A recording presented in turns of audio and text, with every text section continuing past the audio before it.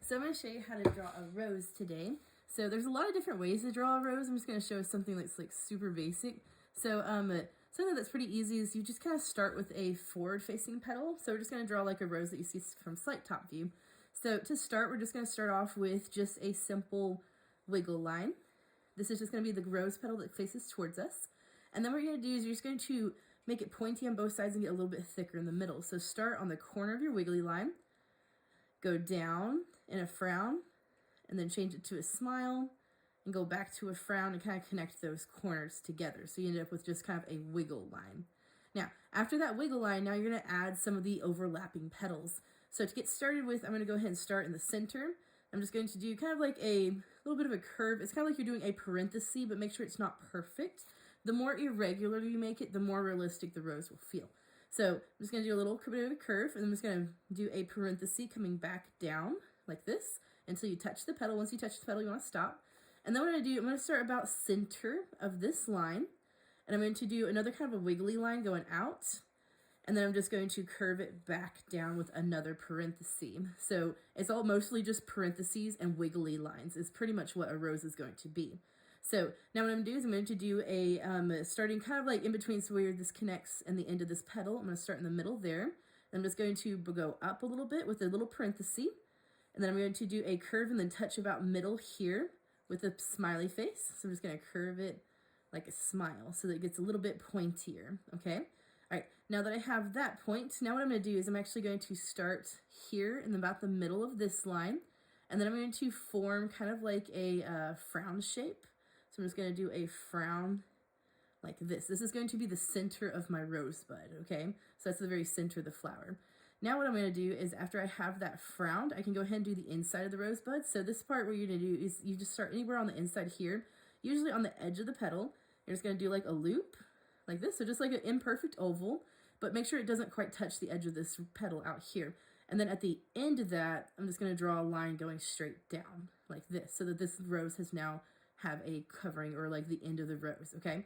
Now you can add more loops on the inside if you want to. Just make sure you always draw a downward spiral as well. But that's kind of up to you how many you want to do. I'm just going to leave it as 2.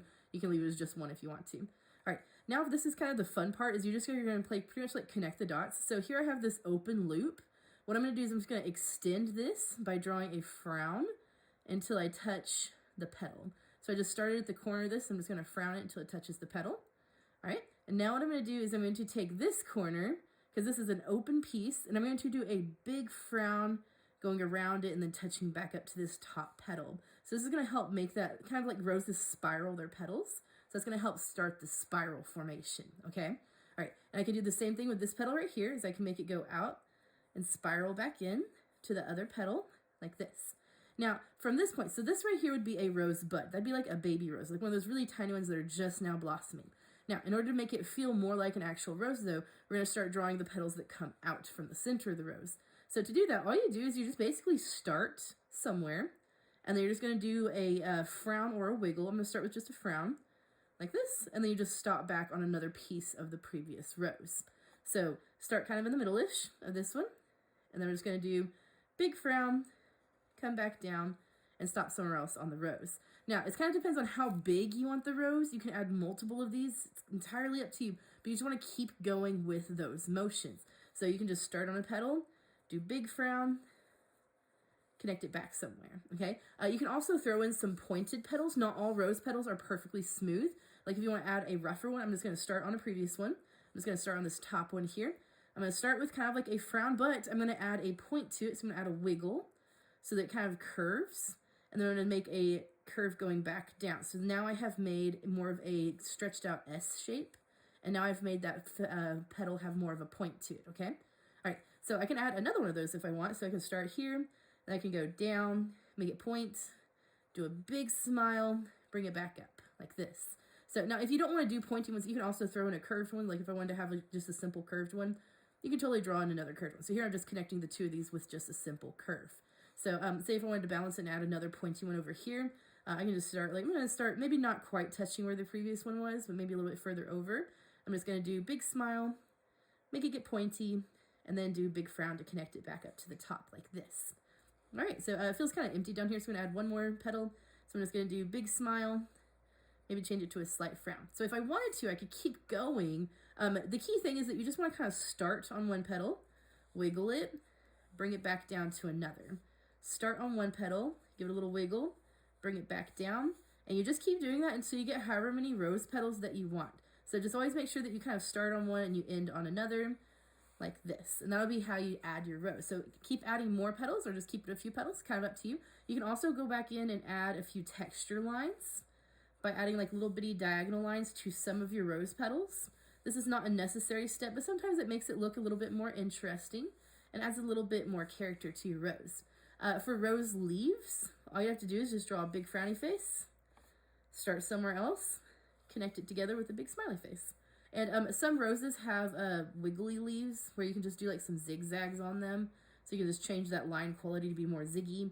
And you just add like the vines that kind of space out. It's like you're basically drawing the letter Y over and over in order to create some of that illusion. So that's pretty much it. That's how to draw a rose. If you want to color it, definitely feel free to. I really like shading roses, especially if you shade the bottom of the petal darker and you allow the top of the petal to look a little bit lighter. It really sells the illusion of overlapping rose petals, because the more that you shade, the more 3D the rose petals are going to look. But just anywhere that basically the bottom of the rose petal would be, shade it darker, but leave that tip really bright. Or if you are coloring it, make it a brighter color. So say if you're coloring a red rose, you can color the whole thing really, really lightly first, and then go back and add some darker colors in just the bottom or the overlaps of the petals, and that'll make it look so much more 3D and make it feel a lot more like a rose. Because the more you shade, the more 3D it looks and the more interesting I personally think it looks.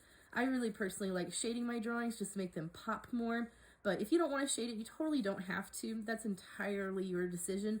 Just make sure that if you see a line touch another line, that tells you there's another rose that's separating those two. So just be careful to not accidentally shade the tip of a rose. You only want to shade the bottom edges unless you have some weird dynamic lighting going on. In that case, I would suggest using a reference so that it can help you out a little bit. All right, so there is how to draw a rose. I hope you had fun. And best of luck. If you need any help or if you want me to show you how to draw anything else, just let me know. I'd be happy to help you. All right, thanks. Bye.